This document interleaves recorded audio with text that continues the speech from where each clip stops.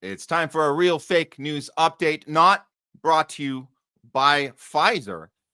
We're going to look at some of the intentional misinformation being shown to us on various mainstream outlets. We'll look at Fox News because they are the masters of manipulating the narrative. Not to take anything away from MSNBC and CNN. They're absolutely excellent at it as well. But in regards to the Free Palestine protesting, we've been covering this the whole time, the whole way, ever since October 7th. We've been covering this. And we know, you guys know that's been watching the show, that they have been intentionally giving us the wrong story there to keep people living in fear and hate and protecting the powerful military-industrial complex and the Israel-U.S. war machine. So here is Fox News's coverage of the recent tragedy incident. No casualties. Let's be clear. No casualties. There were several injuries in this, what they're calling a hate crime against Jews attack in Colorado. Let's look at Fox News's coverage, and then we'll look a little further at the parts they're not telling us. Here we go. Anti-Semitism across America after the firebomb attack in Boulder, Colorado yesterday. The suspect chanting pro-Palestinian slogans as he unleashed onto a crowd gathered to remember the hostages that Hamas has been holding since October 7th. This happened hours before senators on both sides of the aisle were meeting to advance bipartisan cooperation on Capitol Hill, and they both agree that anti-Semitism must be squashed. We started to see these huge rallies and this anti-Semitism hatred really spewed at places like University of Pennsylvania and others. I actually went to University of Pennsylvania, saw these demonstrations. And this wasn't free speech. This was intimidation, in some cases, physical violence. What happened yesterday in Boulder, it's astonishing, you know, the kinds of the rank anti-Semitism out of control. Shannon Bream was a moderator there, and I'm assuming that the mood is sober. Did you feel? Yeah, you're smiling too much there. Get sober. Come on. Feel like they could help advance the cause here? Well, this Senate project discussion we had this morning, we started out with that because it's in the headlines. And remember, Pennsylvania has had some really up close and personal issues with anti-Semitism. Think about the devastating tragedy of the Tree of Life shooting and killings there. Not long ago, their own governor, Josh Shapiro, his home was attempted to be set on fire in a firebombing situation. So they've got a lot of real intimate knowledge with exactly how this is going on. And they didn't, come to a conclusion on how we resolve this, but both acknowledge that the growth of anti-Semitism in our country, on our campuses, is a real issue. And it's one of the places those two actually. Behind every picture, there is a story to be explored and a path to be discovered. Actually agree. In the midst of this conversation we've had this morning, both were unequivocal on that. Wow. This is called the Senate Project. And I mean, we hear very little about people agreeing on things. You just mentioned. Okay, so what he's about to do, he's about to do this lie that we grew up with, this lie, that this once in a while people reach across the aisle in the Congress and they agree on something. That means it's so important that they put bipartisan stuff aside. They put it all aside and they agree. That is the biggest lie we were told growing up. This is when we should be most concerned. When you reach across the aisle and agree on something, that means they're all in on it. That means there's no discussion. That means, in this case, it's the Israeli lobby, it's the Mossad, it's AIPAC, and that's what this is. And that's why D's and R's can 100% agree on pushing the anti-Semitism narrative while protecting Israel's crimes around the world, particularly in Gaza, where they are killing an innocent Palestinian every 6 minutes. Every 6 minutes. One murdered civilian every 6 minutes. That's the part they're not going to tell you. So let's hear about this plan to reach across the aisle and do the most important thing that we need to do today and stop free speech. Let's do it. One of them. How this works, Shannon? So this is the 6th iteration of this. We are at the Edward M. Kennedy Institute for the U.S. Senate, which is why it looks like I'm in the U.S. Senate, because this is an exact replica of the floor where I am and where we hosted this conversation today. And they look back to Orrin Hatch, to Ted Kennedy, to talk about the ways that they came together in bipartisanship to actually get big things done. And so, as you know, part of that conversation today, I asked about the fact that one of the other places where they've been united is a defense of Senator Fetterman. All of these articles that have come out recently questioning how he is, how his abilities are, his desire to continue working in the Senate. I asked him, we probed.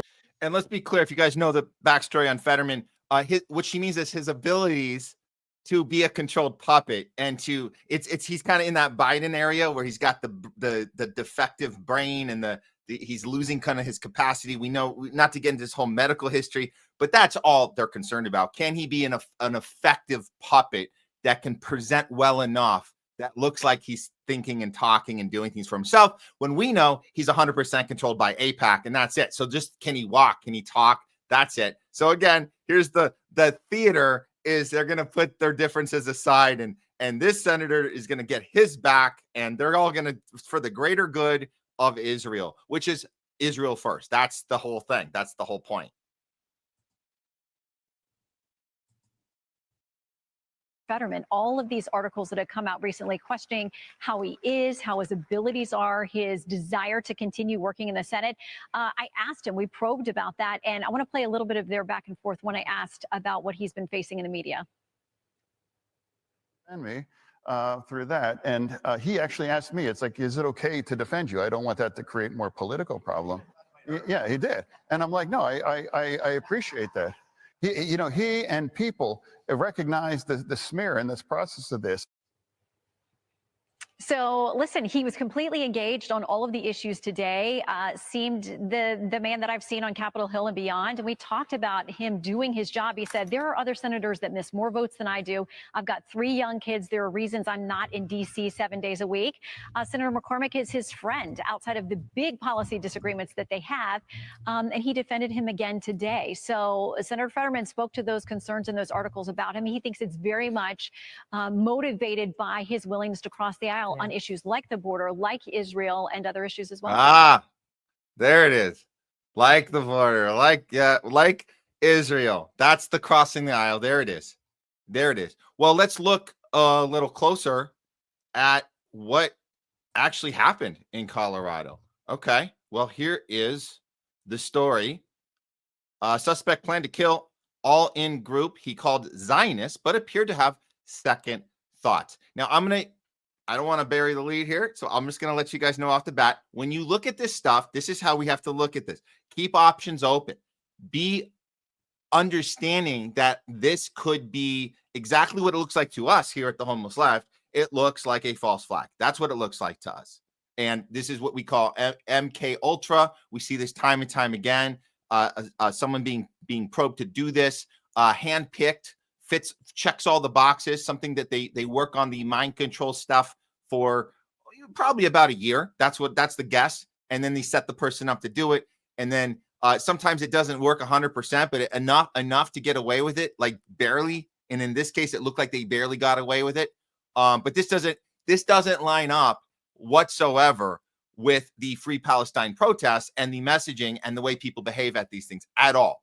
And then by chance, it's not a false flag, which I highly doubt it, but by chance it's not a false flag. Of course, the media is not going to look at this as a mental illness issue of any sort. They won't mention that at all. This is directly, deliberately speared by and motivated by utter hatred towards Jews. That's it. End of story. Nothing else to see here. This is the story. So the man in Boulder, disguised as a gardener, who wounded 12 people in an attack on a group holding their weekly demonstration for the release of Israeli hostages in Gaza, had planned to kill them all, but appeared to have second thoughts, according to authorities. So Israel, I hate to break it to these Jewish gatherers, but they should be protesting Netanyahu because he's the one that doesn't want to release the hostages. Clearly, that's been said 1,000 times. So I don't know who they're protesting, but that's besides the point. So this guy, Mohammed, what a great, that's a great a name to go on. So I assume he checked that box when they handpicked him for this job. So he was yelling, of course, there it is, free Palestine. You got to have the guy do that, free Palestine. And then he didn't actually carry out the plan because he got scared. That might have been, and again, I'm just speculating here, but maybe that MK Ultra, they didn't do a as sharp of a job on this guy as they were planning on it, but at least he carried out some sort of attack, right? So he put these devices into a group, about 20 people, and they were like firebombs. So they just kind of exploded. And so there's like 9, 10 people got injured. They say one person got severely injured. But he says this was something he planned for a year. For a year. Oh, interesting. Because it takes about a year to do this type of job on someone. But again, if it's not, if we're wrong and it's not a false flag, well, they're not going to talk about mental illness. That will never be discussed. And those are the only, I mean, as far as like your options here, that's it. It's false flag or mental illness. This is not how Free Palestine movement works. Period. End of story. It's not how it works. You don't do I'm gonna blow up a Zionist group and that's gonna help Gaza. That's not an accurate a plan that aligns with the movement of stop murdering babies in Gaza. It doesn't work. So, but again, you're not going to hear anything be said about mental illness, let alone a false flag operation. So his bond is 10 million, cash only. Obviously, he won't be able to hit that, so he's staying in jail for sure. And then the police, FBI saying it was because of his desire to kill Zionist people who wanted to protect the state of Israel. The attorney didn't comment. Here we go. This is why this guy's a perfect handpick for this operation. Perfect, because now you can say, oh, he is illegally in the country. So he entered illegally in August of 2022. His visa expired in February 2023. Perfect choice to do this. Now you got everybody mad, and then no one's talking about the murdered babies. That's the point. Nobody's talking about what's actually going on. That's it. That's the point. So let's see a shot of what happened here. So this is the actual incident where he gets, let's see. Okay, we got it right here. This is right there. He's throwing Molotov cocktails right there. Gets arrested.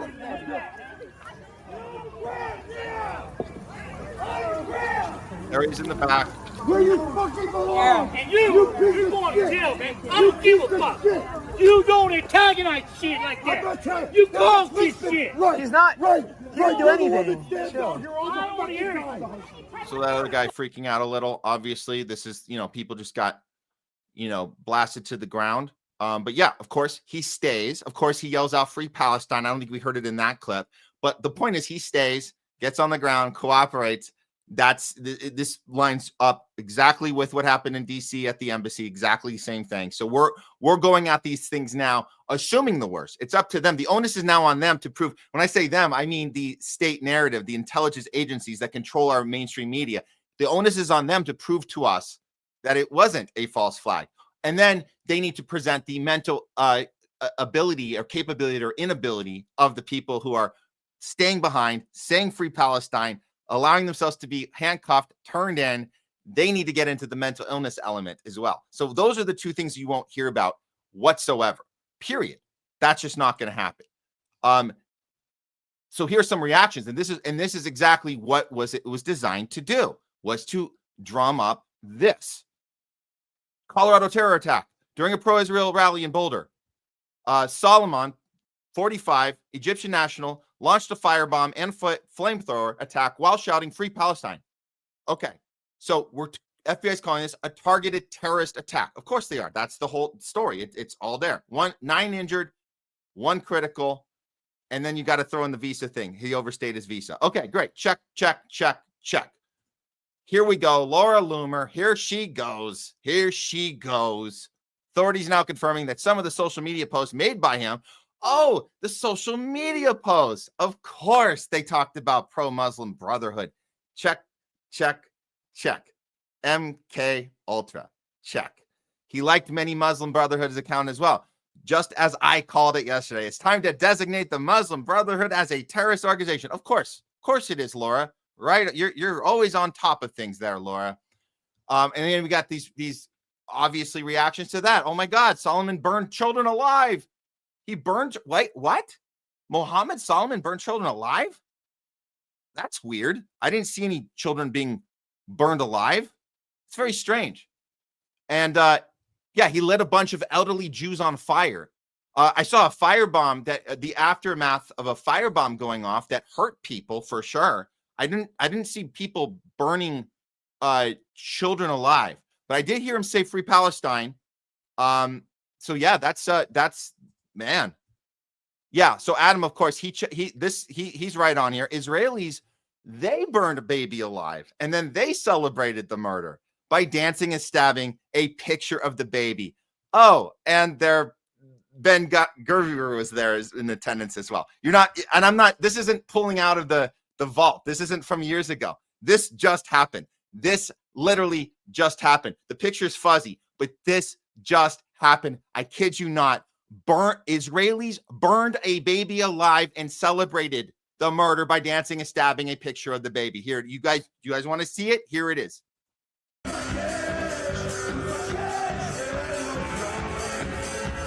אין לנו תיעוד מצולם של הניסיונות האלה. כל ברבנו כאשר התבגרו אחרי חניכה שכזו.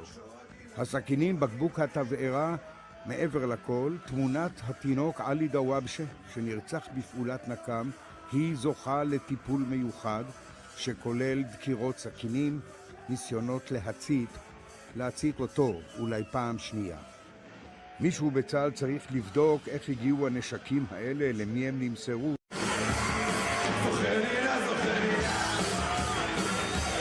מעבר לתמונות מחתונת הדמים הזו ומעבר למילים שעוד תבואנה כאן, אז שימו לב למוסיקה. המוסיקה שיוצרת את האווירה.